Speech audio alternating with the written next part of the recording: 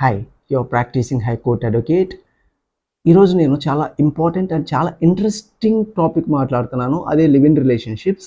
ఇది wife and హస్బెండ్కి సంబంధించింది. అలాగే లివ్ ఇన్ రిలేషన్షిప్లో ఉన్నప్పుడు రేప్ కేసెస్, అలాగే అడల్టరీ కేసెస్, బిగమే కేసెస్ కూడా ఫైల్ అవుతాయి. వీటన్నిటికీ సంబంధించి ఒక ఇంట్రెస్టింగ్ కేసు మన దగ్గరికి. ఈ కేసులో వైఫ్ అండ్ హస్బెండ్ ఇద్దరు కూడా మనకే క్లయింట్స్. అది ఎలా కుదురుతుంది అని చెప్పి డౌట్ రావచ్చు. సో వీడియో ఎండింగ్ వరకు చూడండి. దీంట్లో సుప్రీంకోర్టు గైడ్ లైన్స్ కూడా చెప్తాను. లివ్ ఇన్ రిలేషన్షిప్స్లో అంటే మేల్కి అంటే అబ్బాయిలకి అలాగే అమ్మాయిలకి కూడా ఇద్దరికీ న్యాయం జరిగే విధంగా ఇచ్చిన సుప్రీంకోర్టు గైడ్ లైన్స్ ఉన్నాయి. 3 జడ్జిమెంట్స్ ఉన్నాయి. ఈ 3 జడ్జిమెంట్స్ గురించి తెలుసుకోవాలి అనుకుంటే kindly like and subscribe my channel and watch till the end of the video. అయితే 2019లో వెస్ట్ గోదావరికి సంబంధించిన ఒక అమ్మాయికి మ్యారేజ్ అయింది. 2019లో మ్యారేజ్ అయితే 2021లో వాళ్ళ పేరెంట్స్ ఇంతకుముందు మనల్ని వేరే సివిల్ కేసులో అప్రోచ్ అవ్వడం వల్ల ఆమెకి ఇద్దరికి అంటే మ్యారేజ్ అయిన పాపకి వాళ్ళ హస్బెండ్ ఏదో డిఫరెన్సెస్ రావడం వల్ల డివోర్స్ కేసు ఫైల్ చేశారు. 2021లో డివోర్స్ కూడా గ్రాంట్ అవ్వడం జరిగింది, మ్యూచువల్ కన్సెంట్ డివోర్స్. అలాగే 2021 ఎండింగ్లో ఆ పాప Hyderabad for the sake of job వెళ్ళిపోవడం జరిగింది. అయితే అక్కడికి వెళ్ళిన తర్వాత ఎవరైతే ఈ పాప ఉన్నారో మ్యారేజ్ డివోర్స్ తీసుకున్న ఈ అమ్మాయి అక్కడ వేరే ఒక జాబ్ హోల్డర్ ఎవరైతే క్యాంపస్ ఇంటర్వ్యూలో వైజాగ్ నుంచి సెలెక్ట్ అయిన ఒక అబ్బాయితో లివ్ ఇన్ రిలేషన్షిప్లోకి వెళ్ళడం జరిగింది. ఆ లివ్ ఇన్ రిలేషన్షిప్లో నుంచి వచ్చిన కేసే ఇప్పుడు నేను మీకు చెప్పబోయే కేసు. ఇదే మెయింటెనెన్స్ కేసు. ఫస్ట్ ఈ మెయింటెనెన్స్ కేసు రేప్ కేసుగా కన్వర్ట్ అయింది, రేప్ కేసు చీటింగ్ కేసుగా కూడా కన్వర్ట్ అయింది. ఇద్దరు మన దగ్గరికి క్లయింట్స్గా రావడం జరిగింది. అది ఎలా సాధ్యం అనేది మీరు చివరి వరకు చూస్తే అర్థమవుతుంది. విషయం ఏంటంటే ఫస్ట్ 2021లో హైదరాబాద్ వెళ్ళిపోయిన ఆ అమ్మాయి, డివోర్స్డ్ అమ్మాయి, వైజాగ్ నుంచి వచ్చిన ఈ అబ్బాయితో లివ్ ఇన్ రిలేషన్షిప్లోకి వెళ్ళిపోయింది. లివ్ ఇన్ రిలేషన్షిప్లోకి వెళ్ళిపోయేటప్పుడు అసలు వాళ్ళు ఎందుకు లివ్ ఇన్ రిలేషన్షిప్లోకి వెళ్తున్నారు, వాళ్ళిద్దరూ ఒక అండర్ ఏ రూఫ్ అంటే ఒక ఇల్లు తీసుకుని ఎందుకు హైదరాబాద్లో ఉండాలనుకున్నారు. He is a job holder. ఆయన వైజాగ్లోనే వాళ్ళ కాలేజ్లో క్యాంపస్ ఇంటర్వ్యూలో సెలెక్ట్ అయ్యి 2021లోనే జాబ్ కొట్టి 2021లోనే హైదరాబాద్లో సెటిల్ అయ్యాడు. ఆయన జాబ్ చేసుకుంటున్నాడు. For the sake of the job he staying in Hyderabad. ఈమె కూడా జాబ్ వెతుక్కోవడానికి వెళ్ళిన హాస్టల్లో ఉండకుండా కొన్ని రోజులు హాస్టల్లో ఉండి ఇతను ఎక్కడో ఇన్స్టాగ్రామ్లోనో లేకపోతే ఫేస్బుక్లోనో ఇంకా ఫన్నీగా చెప్తున్నారు అడుగుతుంటే, మ్యాట్రిమోనియల్ సైట్లో పరిచయం అయిన వాళ్ళతో కూడా ఇలా లివ్ ఇన్ రిలేషన్షిప్స్లోకి వెళ్ళిపోతారా అంటే వెళ్తున్న కారణం ఏంటో తెలియట్లేదు. యాక్చువల్గా సుప్రీంకోర్టు కొంత సేఫ్ గార్డ్స్ ఇచ్చింది ఈ లివ్ ఇన్ రిలేషన్షిప్లోకి వెళ్ళిన మేల్కి ఫిమేల్కి కూడా. ఆ సేఫ్ గార్డ్స్ ఏంటంటే ఎవరైతే ఫిమేల్ ఈ లివ్ ఇన్ రిలేషన్షిప్స్లోకి వెళ్తారో ఈ వ్యాగరెన్సీ డెస్టిట్యూషన్ అంటే అనాథ పిల్లలు ఎక్కువ అవుతున్నారు, ఈ అమాయకులైన అమ్మాయిలు ఇబ్బందులు పడుతున్నారన్న ఉద్దేశంతో సదుద్దేశంతో వాళ్ళకి మెయింటెనెన్స్ గ్రాంట్ చేయడం జరిగింది. ఎవరైతే లివ్ ఇన్ రిలేషన్షిప్స్లో ఉంటారో వాళ్ళకి under section 125 of the CRPC కింద they have taken the live in relationship in to the nature of marriage అని కన్క్లూడ్ చేస్తూ ఒక సుప్రీంకోర్టు గైడ్ లైన్ అంటే వేలుస్వామి వర్సెస్ పచ్చాయమ్మల్ అనే సుప్రీంకోర్టు జడ్జిమెంట్లో చెప్పడం జరిగింది. అయితే చెప్తాను, ఆ జడ్జిమెంట్స్ కూడా చెప్తాను. అయితే ఈ పర్టికులర్ కేసులో ఏం జరిగిందంటే 2021 ఎండింగ్ నుంచి వాళ్ళిద్దరూ ఒక ఇల్లు తీసుకుని అమీర్పేటలో ఒక ఫ్లాట్ తీసుకుని కలిసి ఉంటున్నారు. అయితే before entering in to the ఆ లివ్ ఇన్ రిలేషన్షిప్స్ వాళ్ళకి ఎందుకు వెళ్తున్నారో తెలియదు, ఒకరికొకరు అట్రాక్ట్ అయ్యారు, వెళ్ళారు. అబ్బాయి అడిగితే అతని దగ్గర సమాధానం లేదు, ఆ అమ్మాయిని అడిగినప్పుడు ఆ అమ్మాయి దగ్గర కూడా సమాధానం లేదు. అసలు ఒక లివింగ్ రిలేషన్షిప్లోకి వెళ్ళేటప్పుడు ఆ ఎండ్ పాయింట్ ఏంటి, ఆ లివింగ్ రిలేషన్షిప్లో దాని ఎండ్ రిజల్ట్ ఏంటి అని ఆలోచించుకుని వెళ్ళాలి. యూజువల్గా నేను రీసెంట్గా కొన్ని మూవీస్ కూడా రిలీజ్ అయినాయి. అంతకుముందు ఆ తర్వాత అనేది ఒక తెలుగు మూవీ రిలీజ్ అయింది. దాంట్లో కూడా లివింగ్ రిలేషన్షిప్ గురించి చాలా క్లియర్గా చూపిస్తున్నారు. ఇప్పుడు ఇట్ ఈజ్ ఏ ప్రివిలేజ్, దాన్ని ప్రివిలేజ్గా తీసుకోవచ్చు, కంపాటబిలిటీ చెక్ చేసుకోవచ్చు. ఇద్దరు మ్యారేజ్ చేసుకోవాలి అనుకున్నప్పుడు I'm not directly encouraging, but దాంట్లో ఉన్న ప్లస్ అండ్ మైనస్ చెప్తున్నాను. ఇప్పుడు డివోర్స్ అనేది ఒక సోషల్ స్టిగ్మా. డివోర్స్ తీసుకుంటే ఇతను second hand wife, second hand husband అని మాట్లాడుకుంటారు మళ్ళీ మ్యారేజ్ చేసుకోవాలి అనుకుంటే. ఇన్ కేసు ఇద్దరికి వర్కౌట్ అవ్వకపోతే ఇద్దరు ఫెయిర్గా విడిపోవడానికి, ఎమికబుల్గా ఫ్రెండ్లీ ఎన్విరాన్మెంట్లో విడిపోవడానికి ఈ లివింగ్ రిలేషన్షిప్ అనేది ది బెస్ట్ మెథడ్.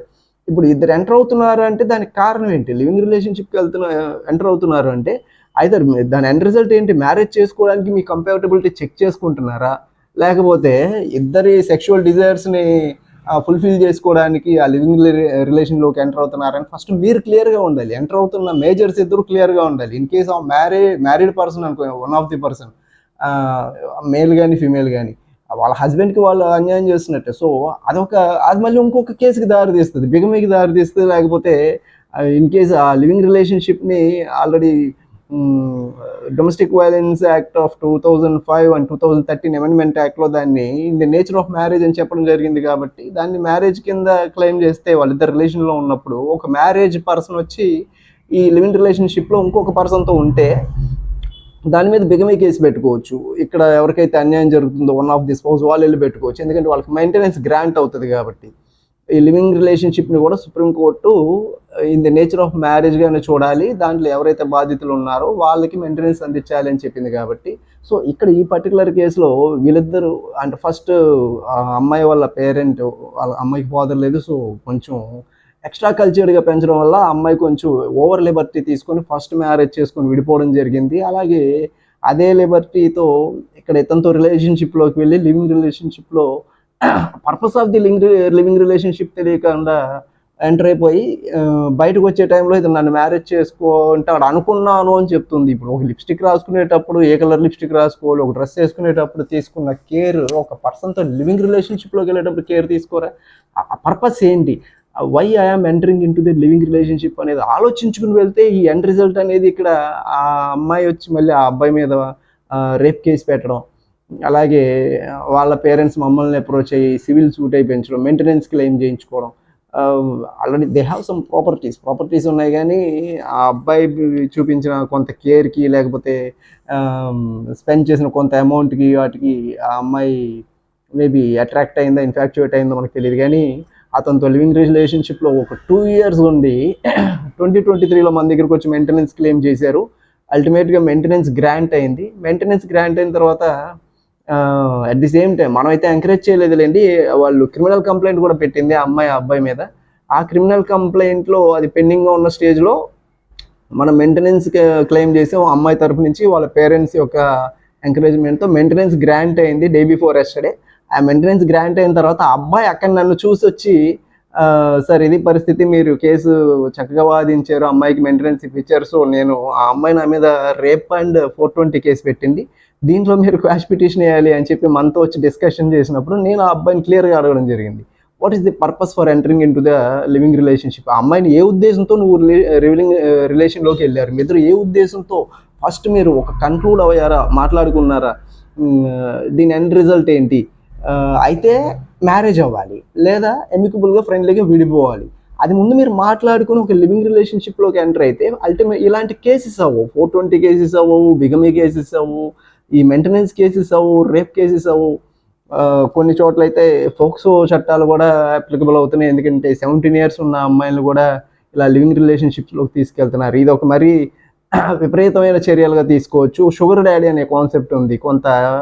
ఒక 40-50 years వచ్చిన తర్వాత కొంతమంది ఫినాన్షియల్గా సెటిల్ అయిన మేల్ పీపుల్ అమ్మాయిలు ఎవరైతే యంగ్స్టర్స్ 17, 16, 15, 18, 20 years లోపు 25 years లోపు ఉన్న అమ్మాయిలు కొంత అట్రాక్ట్ చేసుకుని వాళ్ళకి కొంత కేర్ చూపించి వాళ్ళకి కొంత ఫినాన్షియల్గా స్పెండ్ చేసి కొన్ని గిఫ్ట్లు ఇచ్చి వాళ్ళని ఒక రిలేషన్లోకి తీసుకెళ్ళడం, ఒక 1 month 2 months అలా వాళ్ళతో స్పెండ్ చేసి later they are coming out of that relation. అమ్మాయి ఏమో ఇతను మ్యారేజ్ చేసుకుంటాడేమన్న ఒపీనియన్తో వాళ్ళు అడగరు, వీళ్ళు క్లారిటీ ఎవరు, చివరికి ఇలా కోర్టుల చుట్టూ తిరుగుతూ కేసులు వేసుకుంటూ ఇప్పుడు ఈ అబ్బాయి వచ్చి ఎవరైతే వైజాగ్ నుంచి వచ్చి క్యాంపస్ ఇంటర్వ్యూలో జాబ్ కొట్టి హైదరాబాద్లో ఈ అమ్మాయితో 2 years లివింగ్ రిలేషన్లో ఉన్నాడు, ఈ అబ్బాయి మన దగ్గరికి వచ్చి సార్ ఈ 420 అండ్ 376 ఈ రేప్ అండ్ చీటింగ్ కేసులో మీరు క్వాష్ పిటిషన్ వేయాలి సార్, మీరైతే చేస్తారని చెప్పడం జరిగింది. అయితే ఇద్దరిని కూర్చోబెట్టి first whether they are ready to settle amicably or not అనేది షీ గాట్ ది మెయింటెనెన్స్. అలాగే మ్యారేజ్ చేసుకోవాలి అన్నది ఆ అమ్మాయి intention, already married and divorced, but కాకపోతే హీ నోస్ ఎవ్రీథింగ్, అబ్బాయికి కూడా తెలుసు మ్యారేజ్ అయింది డివోర్స్ తీసుకుంది అని. But at the time of entering in to the living relationship they were not clear, అసలు ఎందుకు ఎంటర్ అవుతున్నారు అని తెలియదు. She knows the consequences of the living relation. Physical relations ఉంటాయి, సెక్షువల్ ఇంటర్కోర్స్ ఉంటుంది, ఒక ఇంట్లో ఒక భార్యాభర్తగా నివసిస్తున్నారు అంటే అన్ని జరుగుతాయని ఆమెకి తెలుసు, అతనికి తెలుసు. Both are matured and both are having that maturity.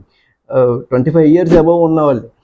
So consequences ఆలోచించుకోకుండా ఇలాంటి ఉన్న అవకాశాన్ని మిస్యూజ్ చేస్తూ సెక్షువల్ డిజైర్స్ కోసం లివింగ్ రిలేషన్స్లోకి వెళ్తున్న అబ్బాయిలకైతే ఇది ఒక హెచ్చరిక లాంటిది. ఖచ్చితంగా మీ మీద ఫాల్స్ 498 కేసెస్ కూడా ఫైల్ చేయొచ్చు. ఎందుకంటే మీరు గృహహింస చేస్తున్నారు అని చెప్పి సుప్రీంకోర్టు గైడ్ లైనే ఉంది.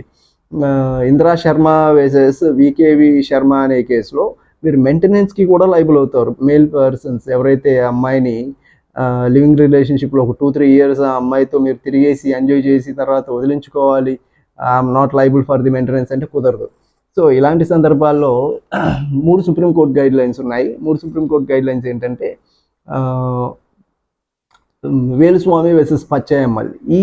ఈ సుప్రీంకోర్టు గైడ్ లైన్ 2010లో చెప్పడం ఏంటంటే, what are the essential criteria, ఇద్దరి మధ్యన ఒక పర్టికులర్ పీరియడ్ ఆఫ్ టైం, ఒక 1 month 2 months లివింగ్ రిలేషన్లోకి వెళ్ళి ఇద్దరు ఇష్టపడి బయటకు వచ్చేస్తే అది cheating case, false rape case, లేకపోతే ఇంకోటి అవుతుంది. కానీ this is not coming under the living relationship and it will not consider to be nature in the nature of a marriage. Domestic వైలెన్స్లో in the nature of a marriage అనే ఒక proper criteria తీసుకోవడం జరిగింది. Relationship in the nature of a marriage అని. ఆ relationship in the nature of marriage అనేది 2-3 months ఉంటే సరిపోదు. It may go around 2 to 3 years వరకు వాళ్ళు ఒక కాంజుగల్ లైఫ్ అనేది లీడ్ చేయడం జరగాలి. సొసైటీలో మీ ఇద్దరిని ఐదర్ బై వే ఆఫ్ మీ ఇంటి ఓనర్ల దగ్గర ఎఫిడవిట్స్, లేకపోతే మీరున్న సొసైటీ మీ నైబర్స్ దగ్గర ఎవిడెన్సెస్ స్టేట్మెంట్స్ తీసుకోవడం వల్ల మీరు వైఫ్ అండ్ హస్బెండ్గా మీరు సొసైటీలో ఉన్నారా లేదా అని పరిగణలోకి తీసుకొని మీ మీద ఏ కేసు కట్టాలి అనేది కూడా పోలీసు వాళ్ళు చట్టపరమైన చర్యలు తీసుకుంటారు. సో కొన్ని సందర్భాల్లో మీరు 2-3 months అలా ఉండి బయటకు వచ్చేస్తే దాని మీద ఖచ్చితంగా చీటింగ్ కేసెస్ పడతాయి. అబ్బాయిలు చాలా జాగ్రత్తగా ఉండాలి. అలాగే రేప్ కేసెస్ పడతాయి. ఎందుకంటే అక్కడ ఫాల్స్ ప్రామిస్ టు మ్యారీ అని ఉంటుంది. In the pretext of marriage మీరు అమ్మాయిని మోసం చేసినట్టు అవుతుంది కాబట్టి మీరు 376 కేసు పడే ఛాన్సెస్ ఉంటాయి. సో ఇక్కడ first Veluswamy versus Pachaiammal case గురించి చెప్పాను. And then Khushboo versus Kannaiammal. ఈ కేసులో ఒక లివింగ్ రిలేషన్షిప్లోకి ఎంటర్ అయినప్పుడు వాళ్ళిద్దరి మధ్య జరిగిన స్పాన్ ఆఫ్ టైం ఏదైతే ఉందో ఆ span of time living relationship కిందకి తీసుకోవాలా తీసుకోకూడదా అన్నదానికి కొన్ని కండిషన్స్ చెప్పడం జరిగింది. అలాగే ఈ ఖుష్బూ వర్సెస్ కన్నయ్యమ్మల్లో మెయింటెనెన్స్తో పాటు అతని మీద ఏదైనా క్రిమినల్ కేసెస్ ఫైల్ చేయడానికి ఎలాంటి కండిషన్స్ ఉంటాయని చెప్పడం జరిగింది.